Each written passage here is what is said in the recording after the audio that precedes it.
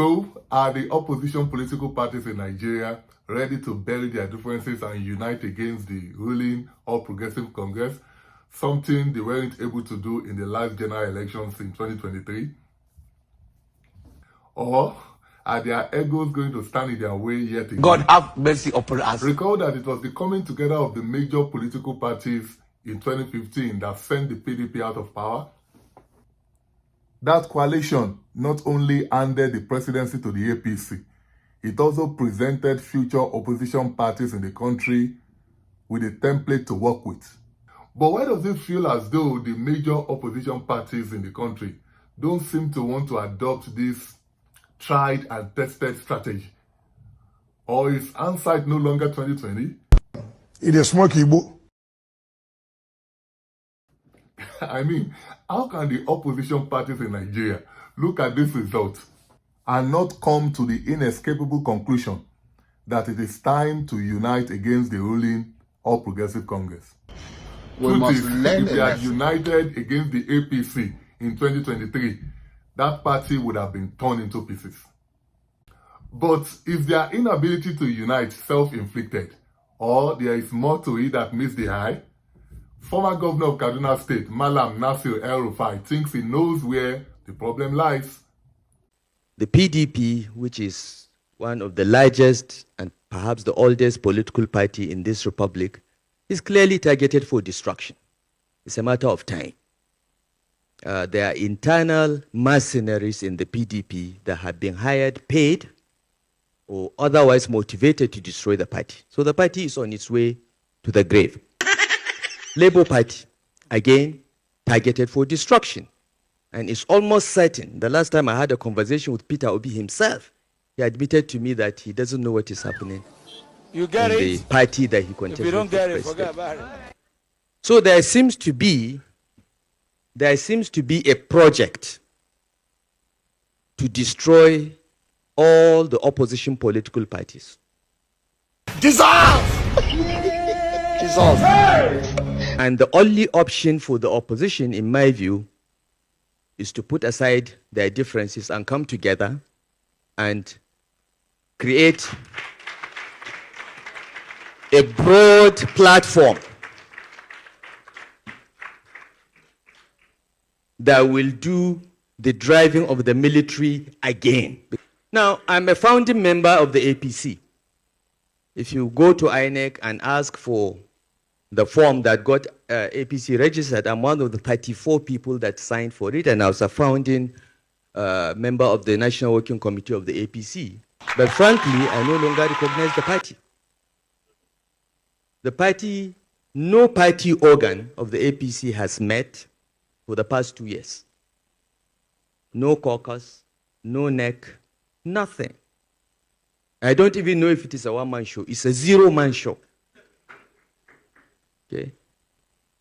So, though I'm a founding member of the APC has left me behind. And they never leave you.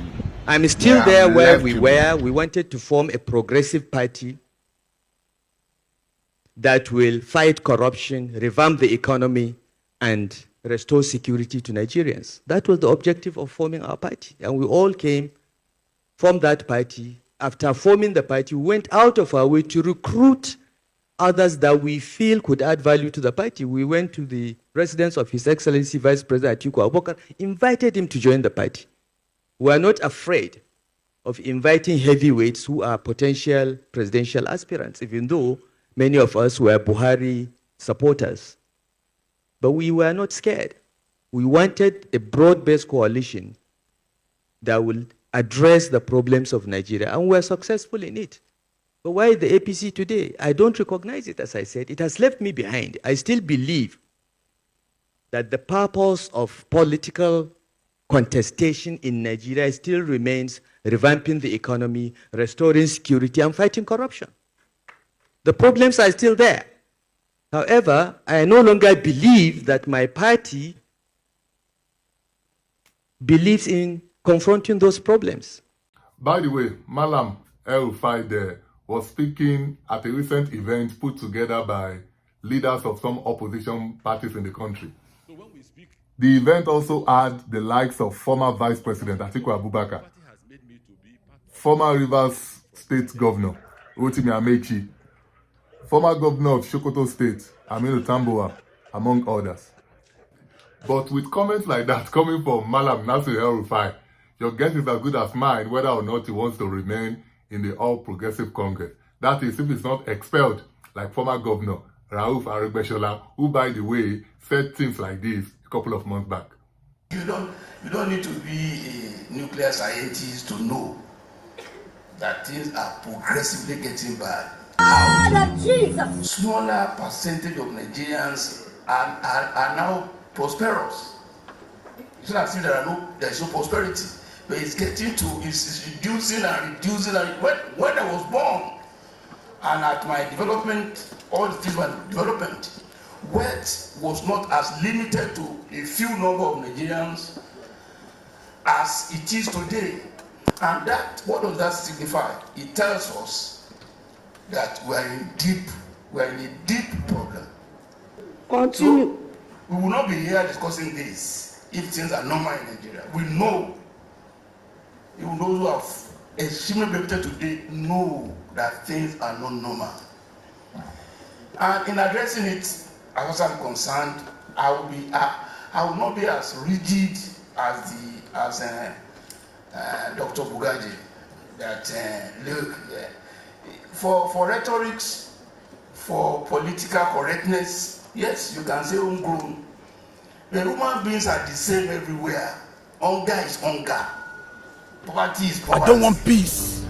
I want problems always. Whoever does not give the appropriate opportunity or right to people will be resisted, no matter what to do to prevent it. He mentioned that he mentioned military rule, he mentioned political system, he failed to mention revolution. Revolution. No! There could be, people can revolt. And he's certainly not alone. Former Governor of Rivers State, Rotimi Amechi, believes that the way out of the current quagmire is for Nigerians to develop an enough is enough spirit. Watch. They have complained. Nigerians have been clapping for you. The only way Shekarau became governor, do you know how? Because people lined up. When they ask how many people are there, they say over 500,000. No, I won't give 500,000. Announce Shekarau. It happened in Ghana. Before the election of the last president. 2 days, a lot of us were called to intervene. You think so they're wise? Why did they do that? The people were ready to die. You are talking, abusing everybody. Nobody has power and will give it to you. Nobody, not even me. If you want a pastor as president, go and get one. The politician is there in Nigeria to steal, to maim, to kill, to remain in power. If you think people will give it to you, you are wasting your time. But the truth is that if some of us did not stick at our neck, say, PDP, good luck, we want to die with you. When they saw that we were ready to die, what did they do? They gave up power. And while all that is said there might be true, what is equally true is that the opposition parties and their leaders must come together and unite, which is something they are not currently doing. But there's an elephant in the room.